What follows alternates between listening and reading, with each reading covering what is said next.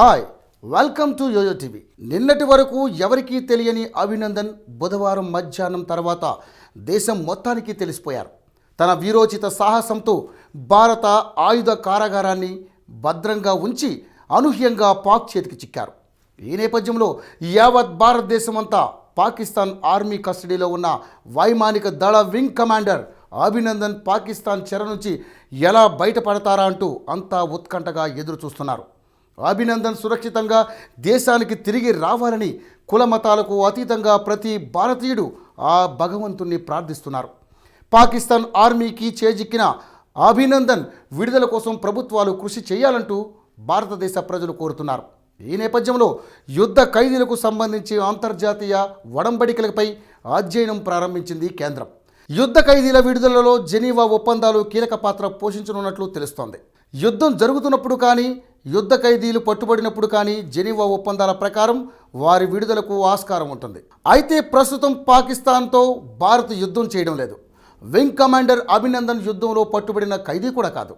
అయినా జెనీవా ఒప్పందాలే అతడి విడుదలకు దిశానిర్దేశం చేయనుందని తెలుస్తోంది. యుద్ధం జరుగుతున్నప్పుడు కానీ, యుద్ధ ఖైదీ పట్టుబడినప్పుడు కానీ జెనీవా ఒప్పందాల ప్రకారం వారి విడుదలకు ఆస్కారం ఉంటుంది. అయితే ప్రస్తుతం పాకిస్తాన్ లో భారత్ యుద్ధం చేయడం లేదు. వింగ్ కమాండర్ అభినందన్ యుద్ధంలో పట్టుబడిన ఖైదీ కూడా కాదు. అయినా జెనీవా ఒప్పందాలే అతడి విడుదలకు దిశానిర్దేశం చేయనుందని తెలుస్తోంది. ఇప్పటికే ఈ ఒప్పందం ప్రకారం అనేక మంది యుద్ధ ఖైదీలు విడుదలైన దాఖలాలు ఉన్నాయి. అభినందన్ పాకిస్తాన్ ఆర్మీకి చిక్కడంతో ఒక్కసారిగా వెలుగులోకి వచ్చిన అంశం జెనీవా ఒప్పందం. అసలు జెనీవా ఒప్పందం అంటే ఏంటి? అభినందన్ను కాపాడే ప్రయత్నంలో జెనీవా ఒప్పందాల పాత్ర ఎలా ఉండబోతోంది?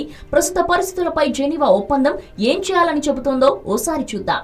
ఇరు దేశాల మధ్య యుద్ధం జరుగుతున్న సమయంలో ఒక దేశానికి చెందిన ప్రజలు, సైనికులు వేరే దేశానికి పట్టుబడితే వారిని యుద్ధ ఖైదీలుగా పిలుస్తారు. యుద్ధంలో గాయపడి లేదా క్షతగాత్రులపై పట్టుబడితే వారికి ఎటువంటి రక్షణ కల్పించాలి, వీరికి ఎలాంటి హక్కులు ఉంటాయన్నది ఒప్పందాల్లో స్పష్టంగా పొందుపరచడం జరిగింది. రెండో ప్రపంచ యుద్ధం తర్వాత 1949 కుదిరిన ఈ ఒప్పందాలపై సుమారు 196 దేశాలు సంతకాలు చేశాయి. తర్వాతి కాలంలో ఈ ఒప్పందాలను 3 సార్లు సవరించారు. అయితే రెండు దేశాల మధ్య యుద్ధం జరుగుతున్నప్పుడు ఏర్పడిన పరిణామాలపై ఈ ఒప్పందాలు ఏం చెప్తున్నాయో ఓసారి చూద్దాం.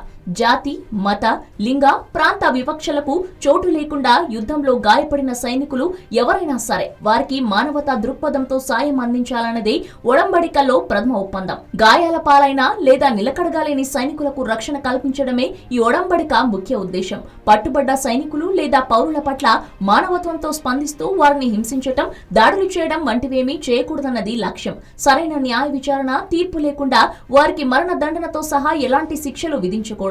పైగా వారికి సంపూర్ణ వైద్య సహాయం, చికిత్స అందిస్తూ రక్షణగా నిలబడాలని మొదటి ఒడంబడిక స్పష్టం చేస్తోంది. ఇకపోతే సముద్రాల్లో గాయాల పాలై పట్టుబడిన నౌకాదళ సైనికులకు సంబంధించి నౌకాదళ సైనికులు తీవ్ర గాయాల పాలై శత్రు దేశానికి పట్టుబడితే వారికి ఓడల్లోనే వైద్య సహాయం అందించడంతో పాటు ఆసుపత్రి ఓడలకు తరలించాలన్నదే ఈ ఒప్పందం యొక్క ముఖ్య ఉద్దేశం. మరోవైపు యుద్ధ ఖైదీల గురించి పూర్తిగా స్పష్టం చేసేది ఒప్పందం 3.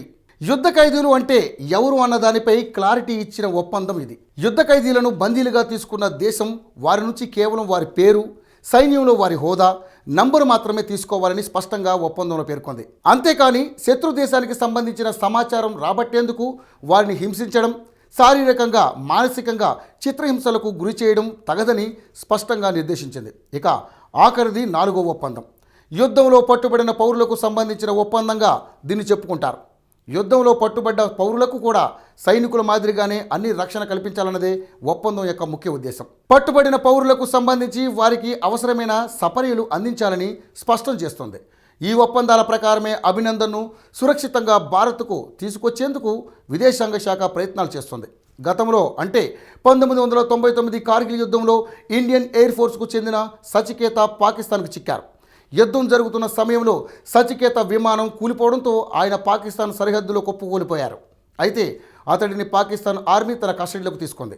తాను పాకిస్తాన్ భూభాగంలో ఉన్నానని గ్రహించిన సచికేత తన దగ్గర ఉన్న కీలక ఆధారాలను తగలబెట్టేశాడు. అయితే యుద్ధానికి సంబంధించి వివరాలు ఇవ్వాలని, భారత్ ప్లాన్ ఏంటో చెప్పాలంటూ సచికేతను చిత్రహింసలకు గురి చేసింది పాక్ ప్రభుత్వం.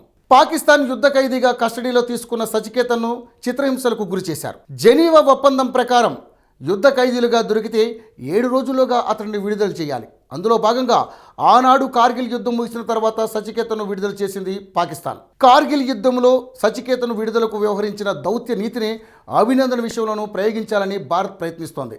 మరి పాక్ ఎలా స్పందిస్తుంది అనేది కూడా అభినందన్ విషయంలో కీలక పాత్ర పోషించబోతోంది. హలో, మిమ్మల్నే. యోయో టీవీ యాప్ డౌన్లోడ్ చేసుకున్నారా? ఇంకా లేదా?